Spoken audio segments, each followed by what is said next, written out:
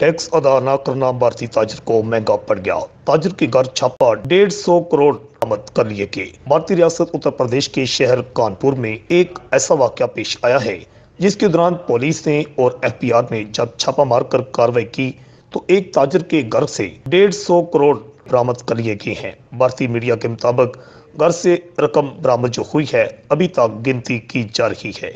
एक बड़ी खबर से हम आपको आगाह कर रहे हैं कि ताजरों के पास इतना ज्यादा अब पैसा आ गया है कि हुकूमत से भी ज्यादा अमीर ताजर सामने आना शुरू हो गए हैं।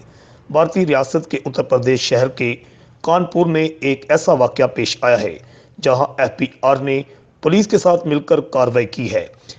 ताजर के घर में परफ्यूम का एक ताजर बताया गया है जिसके घर में छापा मारा गया।